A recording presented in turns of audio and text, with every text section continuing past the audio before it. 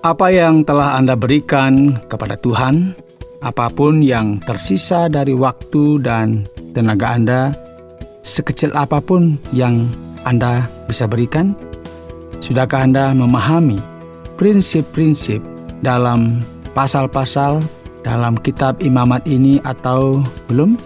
Ini pertanyaan bagi kita semua. Selamat datang di Jalan 66, sebuah program studi Alkitab yang bertujuan untuk mengurai teks pasal demi pasal dan memahami isinya.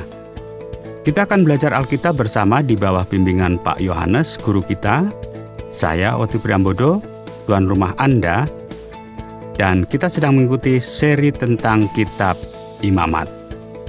Saudara, hari ini Pak Yohanes akan mengajak kita untuk menelusuri pasal yang ke-21 dan yang ke-22 kitab Imamat. Tema pelajaran kali ini adalah kemurnian sejati. Memang sepertinya kita sedang membicarakan sabun atau alat pembersih, tetapi bukan itu masalahnya. Kita akan melihat standar tinggi yang telah Tuhan tetapkan. Karena itu, mari saya mengajak saudara untuk mengikutinya. Saudara yang dikasihi oleh Tuhan, puji Tuhan ya, karena kita masih diberi kesempatan ya, kita ingin belajar kebenaran firman Tuhan dan kita masih membahas kitab Imamat. Kita sudah belajar dari pasal 18 dan 20 yang berbicara tentang pentingnya batasan terkait dengan seksualitas di dalam kehidupan manusia. Saat ini kita akan sampai ke pasal 21 dan ini memberikan kepada kita pelajaran tentang imam besar. Saudara, kita harus ingat bahwa para imam mereka perlu dan wajib memiliki sikap yang ikhlas, memiliki sikap yang murni dan juga strict gitu ya. Strict maksudnya itu sesuai dengan aturan-aturan, itu nggak boleh dilanggar. Sehingga mereka ini harus melakukan semuanya dengan rasa tanggung jawab atas semua ibadah yang dipersembahkan kepada Tuhan. Mari kita buka dari Imamat pasal 21. Silakan buka Alkitab saudara. Kita akan mulai dari ayat yang pertama. Tuhan berfirman kepada Musa, "Berbicaralah kepada para imam, anak-anak Harun, dan katakan kepada mereka, seorang imam janganlah menajiskan diri dengan orang mati di antara orang-orang sebangsanya, kecuali kalau yang mati itu adalah kerabatnya yang terdekat, yakni ibunya, ayahnya, anaknya laki-laki atau perempuan, saudaranya laki-laki, saudaranya perempuan yang masih perawan dan dekat kepadanya karena belum mempunyai suami. Dengan mereka itu bolehlah ia menajiskan diri. Sebagai suami janganlah ia menajiskan diri di antara orang-orang sebangsanya dan dengan demikian melanggar kekudusannya. Ingatlah bahwa maut, kekuasaan maut melambangkan kenajisan dan seorang imam Allah tidak boleh tercemar. Para imam harus suci dan penuh pengabdian yang ditunjukkan dengan perintah. Janganlah mereka menggundul sebagian kepalanya dan janganlah mereka mencukur tepi janggutnya dan janganlah mereka menggoresi kulit tubuhnya. Saudara, kalau kita perhatikan di ayat 5 ini, mereka harus kudus dan mereka harus mengabdi kepada Tuhan dan tidak diizinkan ada kecemaran. Dan ini terjadi karena apa? Karena praktek-praktek yang tercantum yang dilakukan itu sering juga dilakukan oleh orang yang gak percaya kepada Tuhan. Kalau kita perhatikan ayat yang kelima, menggundul sebagian kepalanya, mencukur tepi janggutnya dan sebagainya, ini praktek-praktek mereka agar mereka jangan ikut. Kemudian juga perhatikan saudara, seorang imam tidak boleh menikahi perempuan yang bagaimana? Nah, kita perhatikan ayat yang ke-7. Janganlah mereka mengambil seorang perempuan sundal atau perempuan yang sudah dirusak kesuciannya atau seorang perempuan yang telah diceraikan oleh suaminya, karena imam itu kudus bagi Allahnya. Dan kamu harus menganggap dia kudus, karena dialah yang mempersembahkan santapan Allahmu. Ia harus kudus bagimu, sebab aku Tuhan yang menguduskan kamu adalah kudus. Apabila anak perempuan seorang imam membiarkan kehormatannya dilanggar dengan bersundal, maka ia melanggar kekudusan ayahnya dan ia harus dibakar dengan api. Imam yang terbesar di antara saudara-saudaranya yang sudah diurapi dengan menuangkan minyak urapan di atas kepalanya dan yang ditahbiskan dengan mengenakan kepadanya segala pakaian kudus, janganlah membiarkan rambutnya terurai dan janganlah ia mencabik pakaiannya. Saudara yang dikasihi oleh Tuhan, pengabdian seorang imam kepada Tuhan itu sangat istimewa. Dan saat ini kita tahu ya, jika kita misalnya menghadiri pernikahan atau mungkin ada di antara saudara yang diundang dalam pelantikan pejabat, entahkah itu pejabat atau tugas wali kota, gubernur, bupati, bahkan mungkin presiden, saudara diundang. Nah, kita harus hadir dengan pakaian yang pantas, kita harus mandi, harus bersih, bahkan mungkin ya ada yang betul-betul bagaimana menjaga biar dia hadir dengan segala hal yang baik, yang layak. Kenapa? Karena menghormati orang yang mengundang. Pertanyaan sekarang, jika kita melayani Tuhan, berarti kita menghormati Tuhan. Betul apa tidak? Betul. Kitab suci itu akan memberikan kepada kita hal yang lainnya sekarang. Ini sesuatu yang perlu kita pahami juga. Kita perhatikan sekarang ayat 17. Katakanlah kepada Harun begini, setiap orang dari antara keturunanmu, turun-temurun yang bercacat badannya, janganlah datang mendekat untuk mempersembahkan santapan Allahnya. Karena setiap orang yang bercacat badannya tidak boleh datang mendekat. Orang buta, orang timpang, orang yang bercacat mukanya, orang yang terlalu panjang anggotanya, orang yang patah kakinya atau tangannya, orang yang berbongkol atau yang kedil badannya, atau yang bular matanya, orang yang berkedal atau berkurap atau yang rusak buah pelirnya. Setiap orang dari keturunan Imam Harun yang bercacat badannya janganlah datang untuk mempersembahkan segala korban api-apian Tuhan. Karena badannya bercacat, janganlah ia datang dekat untuk mempersembahkan santapan Allahnya. Saudara yang dikasihi oleh Tuhan, mungkin ketika baca ini, kok bisa begini? Ya ini aturan yang Tuhan buat. Tuhan mau betul-betul yang melayani dia orang-orang yang istimewa. Orang yang layak untuk itu. Kita bayangkan ya, kalau ada katakanlah kompetisi basket, kemudian ada orang yang sudah usia 75 mau daftar begitu. Saya bisa lompat, saya bisa guling-guling, saya bisa main basket. Pasti bilang, oh maaf Pak, kakek diam aja, nggak usah ikut, karena ini cocok untuk anak muda. Nanti kalau kakek lari, ya baru 3 langkah kakek sudah ngos-ngosan. Ya ini yang dimaksud dengan betul-betul orang yang akan melayani, orang yang betul sehat fisiknya, pikirannya bisa melihat dengan baik, semuanya betul-betul dilihat, bukan hanya baju yang baik, tapi fisik juga diperhatikan. Ini seperti tentara, saudara. Betul-betul orang yang sehat fisiknya, yang kuat, karena mereka melayani orang ini begitu banyak, saudara. Kalau mereka nggak kuat, wah, susah sekali, saudara. Nah, itu sebabnya, saudara, kalau kita perhatikan, bahkan mereka yang mungkin, mohon maaf ya, mungkin kena kusta, sakit kulit, ya mereka juga nggak bisa mengambil bagian dalam hal ini. Bahkan ada kondisi-kondisi tertentu, saudara, kalau kita perhatikan di dalam ayat yang ke-20 dari pasal 22. Nah, sekarang kita loncat ya ke pasal 22. Segala yang bercacat badannya janganlah kamu persembahkan, karena dengan itu Tuhan tidak berkenan akan kamu. Juga apabila seseorang mempersembahkan kepada Tuhan korban keselamatan sebagai pembayar nasar khusus, atau sebagai korban sukarela dari lembu atau kambing domba, maka korban itu haruslah yang tidak bercela, supaya Tuhan berkenan akan dia. Janganlah badannya bercacat sedikit pun. Binatang yang buta atau yang patah tulang, yang luka atau yang berbisul, yang berkedal atau yang berkurap, semuanya itu janganlah kamu persembahkan kepada Tuhan, dan binatang yang demikian janganlah kamu taruh sebagai korban api-apian bagi Tuhan ke atas mezbah. Tetapi seekor lembu atau domba yang terlalu panjang atau terlalu pendek anggotanya bolehlah kau persembahkan sebagai korban sukarela. Tetapi sebagai korban nasar Tuhan tidak akan berkenan akan binatang itu.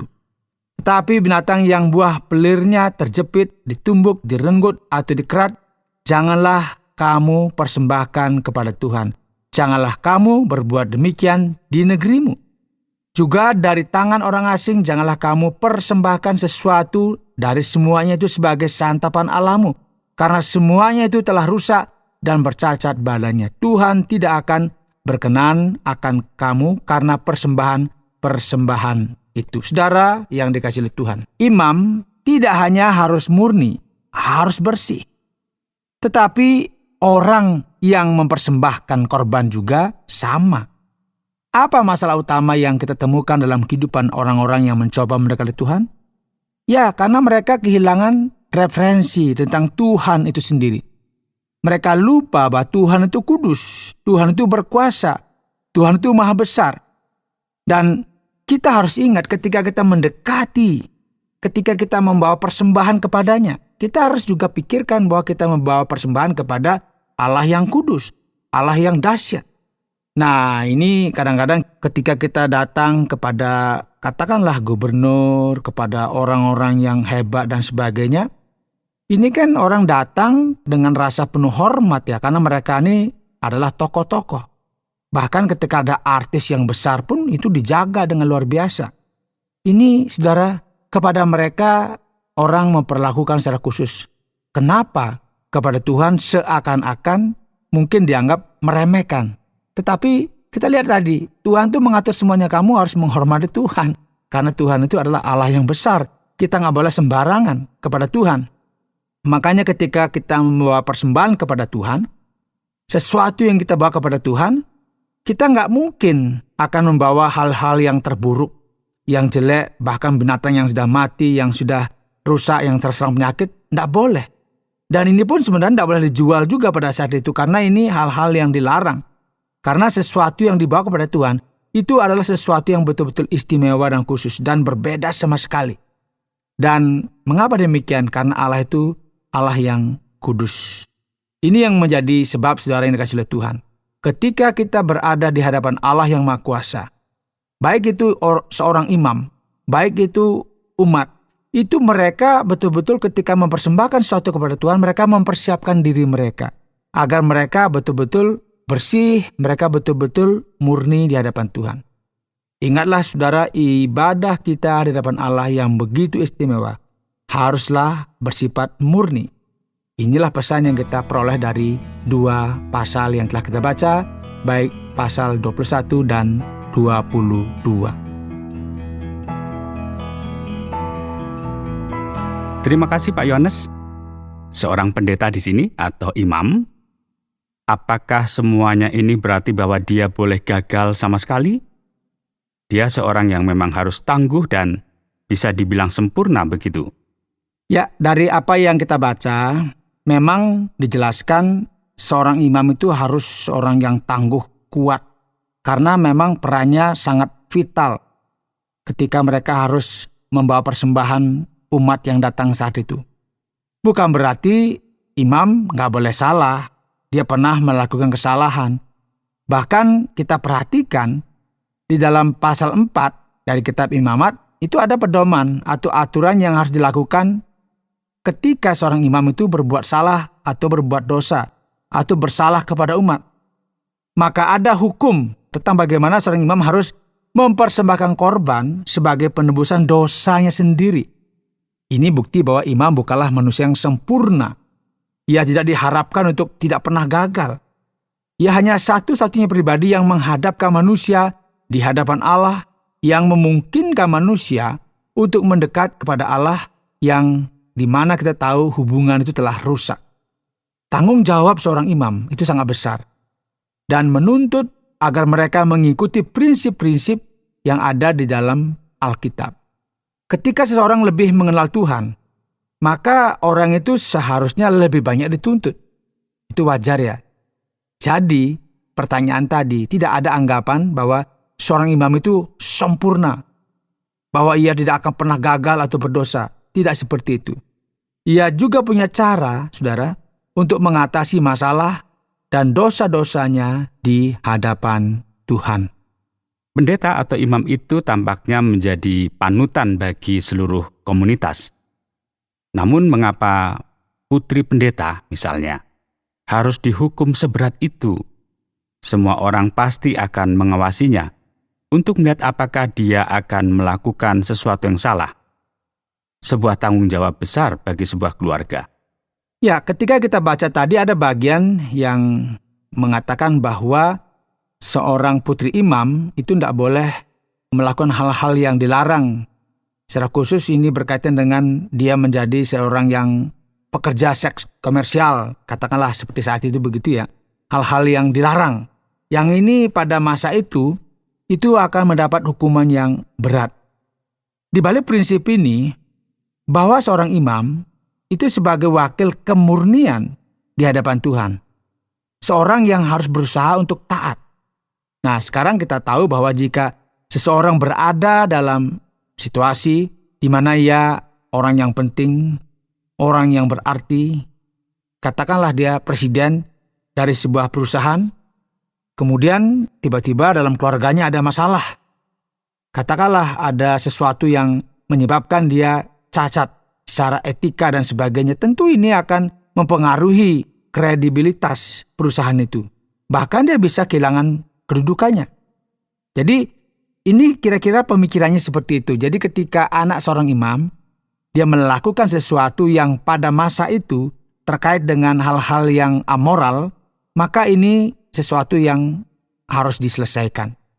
Dan ini menjadi satu catatan bagi kita bahwa kita harus ingat bahwa kita melayani Allah yang sempurna, Allah yang kudus. Sehingga sesuatu yang kita bawa kepada Tuhan itu sesuatu yang tidak main-main, sesuatu yang sakral.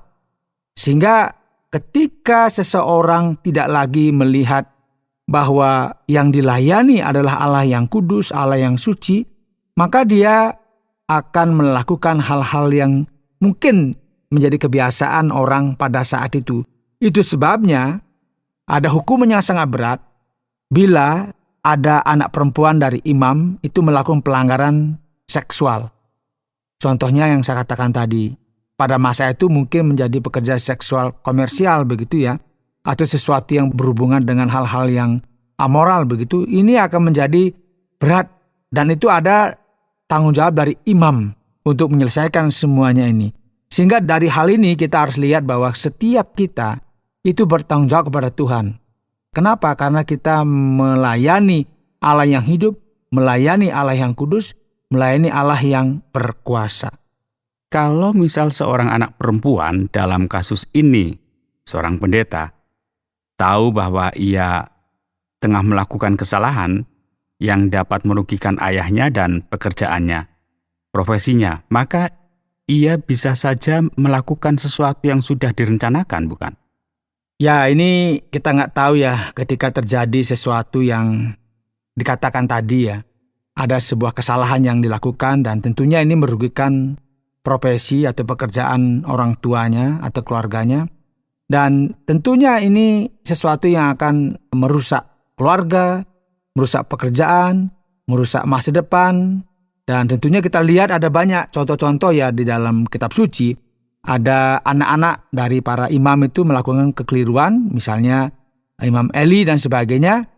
Kemudian kita melihat di sini bagaimana sesuatu itu akhirnya Tuhan menghukum mereka. Karena apa?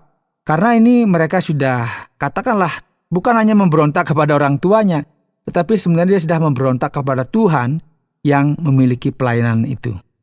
Situasi yang cukup serius. Kalau kita perhatikan di pasal yang ke-21 ayat yang ke-6 ini, kita menemukan frasa persembahan makanan bagi Tuhan. Apakah Tuhan membutuhkan persembahan makanan ini? Dan apakah Tuhan harus makan sekarang, memiliki menunya sendiri, menyiapkan meja untuknya? Ya, ini pertanyaan yang membutuhkan jawaban yang sangat jeli ya. Kadang-kadang orang berpikir apakah Tuhan butuh makanan? Ketika kita bawa sesuatu kepada Tuhan, kasih makanan, jadi Tuhan itu seperti manusia, ya, membawa sesuatu yang perlu dimakan karena dia kelaparan dan sebagainya, ya mungkin dia butuh, katakanlah, ayam goreng, dia butuh ikan panggang dan sebagainya. Nah, ini harus kita cermati dengan baik. Nah, hidangan yang dipersembahkan kepada Tuhan, itu sebenarnya menunjukkan bagaimana sih kita menghormati Tuhan, itu maksudnya. Bukan Tuhan membutuhkan makanan. Bukan Tuhan itu perlu makan. Tidak seperti itu konsepnya. Ketika diberikan sesuatu itu menunjukkan ketika dia bawa domba, bawa sesuatu itu kan dia korbankan sesuatu. kemudian dia bakar itu, kemudian dia berikan kepada Tuhan seperti persembahan makanan begitu kepada Tuhan. Nah, ini sesuatu yang bukan dilihat makanannya, tetapi bagaimana orang itu mengorbankan banyak hal. Dia memberikan yang terbaik bagi Tuhan. Karena apa ya? Karena dari apa yang diberikan itu yang akan menunjukkan bagaimana bakti kita kepada Tuhan. Tetapi di sisi yang lain juga ketika kita menyiapkan makanan, pertanyaannya, siapa yang makan? Kan kita juga yang makan nanti akhirnya. Misalnya setelah dipersembahkan pada masa itu ya, dipersembahkan daging dan sebagainya, semuanya itu, akhirnya siapa yang sudah selesai, siapa yang makan? Ya para imam. Kemudian itu yang dibagikan. Ini menunjukkan bahwa ada satu sistem yang diberikan, bahwa ada umat yang membawa makanan, entahkah itu buah-buahan, entahkah itu panen dan sebagainya. Dan itu semuanya sesuatu yang kita buktikan kepada Tuhan bahwa apa yang diberikan itu berasal dari Tuhan. Dan kita persembahkan kembali kepada Tuhan. Itu sebagai ucapan syukur kita kepada Tuhan. Karena pada akhirnya itu kembali kepada kita. Nah, dalam contoh pada masa sekarang, kita kan juga di gereja katakan begitu, itu kan kita memberikan persembahan dalam bentuk uang. Pertanyaannya, apa Tuhan butuh uang? Tuhan kan tidak perlu uang. Tetapi ketika kita memberi persembahan, nah persembahan itu akan dipergunakan untuk apa? Untuk merawat semua yang ada di gereja. Untuk memberikan kehidupan orang-orang yang membersihkan gereja, menjaga bahkan hamba-hamba Tuhan yang ada di gereja, dia perlu hidup. Nah, itulah persembahan yang kita berikan. Kita berikan kepada Tuhan sebagai bentuk bahwa kita bersyukur kepada Tuhan, tetapi Tuhan memang tidak butuh uang. Tetapi uang itu akan dipergunakan bagi pelayanan, bagi orang-orang yang membutuhkan, bahkan untuk menyantuni anak yatim, janda-janda, orang miskin dan sebagainya. Itu dipergunakan, dikelola oleh majelis gereja. Dan itu sebagai bentuk apa? Pengabdian kita, penghormatan kita kepada Tuhan, bukan karena dia butuh makanan. Ini sama dengan yang lain ya. Di dalam keyakinan-keyakinan yang lain ya, ketika mereka bawa sesuatu makanan begitu, kita berpikir bahwa yang disembah itu butuh makanan, ya tidak. Sebenarnya apa? Sebenarnya itu wujud syukur kita ya. Wujud syukur kita bahwa kita sudah diberkati hidup kita, sekarang kita kembalikan lagi sebagai bentuk penghormatan kita kepada Tuhan. Ini gagasan yang kita temukan kalau kita baca Alkitab. Baiklah, terima kasih Pak Yones. Sebagai penutup, satu pertanyaan terakhir. Bagaimana cara kerja imamat dalam Perjanjian Baru? Apakah menurut Pak Yones kita akan lulus ujian ini? Maksud saya, persyaratan untuk menjadi imam di sini sangat begitu ketat. Dan tentu ada banyak orang akan lulus kan? Ya benar sekali ya, persyaratan untuk menjadi imam, apalagi membaca kitab imamat ini kan tidak mudah ya. Dan ketika kita hubungkan dalam Perjanjian Baru, ini juga sesuatu yang sama saja sih. Bahwa ketika menjadi imam itu kita melakukan sesuatu, diri kita, menjaga diri kita, kesucian hidup kita, karena kita melayani Allah yang kudus. Maka kalau kita perhatikan tadi, di dalam kitab imamat, itu imam itu memiliki beberapa batasan. Bahkan aturan fisik itu harus dipatuhi ya. Ya ini kan sesuatu yang harus kita perhatikan juga di dalam kehidupan kita. Nah, dalam Perjanjian Baru kalau kita melihat bahwa kekudusan itu menjadi sesuatu yang mutlak. Tetapi kalau kita perhatikan tadi, termasuk misalnya di kitab imamat, seorang imam itu harus jangan sampai dia tidak bisa melihat misalnya begitu. Kemudian dia juga fisik harus baik. Karena apa? Dia harus melihat apa yang dibawa oleh umat, dia harus membawa persembahan itu kepada Tuhan. Ini kan sesuatu yang tidak mudah. Bahkan kalau kita perhatikan, kalau orang bis itu ya mau berangkat itu harus diuji dulu layak apa tidak. Jangan sampai remnya belong dan sebagainya. Nah, kalau kita memperhatikan sekarang di dalam Perjanjian Baru, itu kan imam agung, imam besar kita adalah Kristus. Dia sudah menyiapkan korban yang sempurna. Sekarang melalui Kristus, kita memiliki akses yang penuh kepada Allah. Setiap orang yang terpisah dari Allah, sekarang memiliki cara untuk masuk menghadap Allah melalui siapa? Melalui Yesus Kristus. Karena dialah imam besar yang sempurna. Dan dia menghapuskan semua jarak yang ada karena dosa-dosa kita. Puji Tuhan. Ini satu hal yang luar biasa kalau kita membaca di Perjanjian Baru. Kita tidak membutuhkan mediator. Tepat sekali ya, kita nggak butuh mediator ya, karena kita langsung terhubung dengan Tuhan. Jadi sekarang Tuhan sedang tunggu kita, tinggal kita datang saja. Baiklah, terima kasih banyak Pak Yohanes untuk penjelasannya. Bagi para pendengar setelah mempelajari pasal 21 dan 22 kitab Imamat, berikut hal yang perlu dipelajari, cara menerapkannya dalam hidup kita. Saudara, kita telah mempelajari Imamat pasal 21 dan 22. Kita bicara tentang kemurnian, tentang bagaimana seorang imam itu harus kudus dan murni di hadapan Allah. Dan pelajaran yang kita peroleh pada saat ini adalah perlakukan Allah sebagaimana layaknya. Seperti yang kita amati hari ini, jika Tuhan tidak memberikan bimbingan yang tepat kepada kita, maka dapat dikatakan bahwa pada zaman perjanjian lama, ketika tujuannya adalah untuk mengajarkan tentang kemurnian, pemisahan antara yang kudus dan yang tidak kudus, siapapun dapat mengambil peran sebagai imam, semua bebas. Tuhan menyatakan bahwa ada aturan-aturan yang harus diikuti, karena ini bicara pelayanan kepada Tuhan yang kudus, kepada Allah yang berkuasa, bahkan segala sesuatu yang kita bawa kepada Tuhan, itu adalah sesuatu yang terbaik. Pertanyaan sekarang, apa yang telah kita lakukan kepada Tuhan? Bagaimana kita mempergunakan energi kita, waktu yang kita ada saat ini, untuk kita boleh melayani Tuhan? Nah, apakah kita memahami sekarang prinsip-prinsip yang diajarkan di dalam kitab Imamat ini? Apakah kita sudah memperlakukan Tuhan sebagaimana Dia seharusnya diperlakukan? Ini menjadi perenungan kita, agar kita bisa mendedikasikan hidup kita bagi Tuhan. Karena Tuhan itu adalah Tuhan yang kudus, Dia layak menerima yang terbaik dari kehidupan kita. Baiklah, terima kasih banyak Pak Yohanes. Semoga kita akan bertemu lagi di lain waktu ketika kita melanjutkan kitab Imamat. Saudara pendengar, karena waktu yang tidak memungkinkan, kita akhiri program Jalan 66 kali ini. Kami menantikan Anda untuk tetap mengikuti pelajaran berikut dalam lanjutan pembelajaran Alkitab yang memberikan pelajaran menyeluruh tentang firman Tuhan.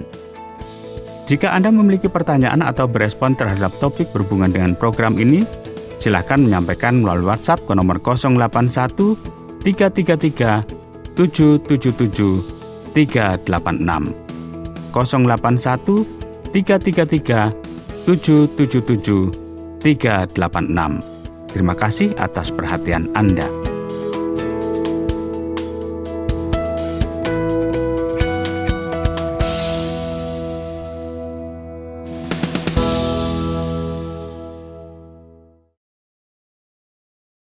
Terima kasih Anda sudah mengikuti program kami. Jika Anda diberkati, jangan lupa like, komen, dan share supaya Anda tidak ketinggalan setiap program terbaru kami.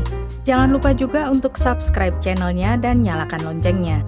Jika Anda ingin mendukung pelayanan kami, bisa melalui rekening kami berikut ini atau menghubungi kami di sini.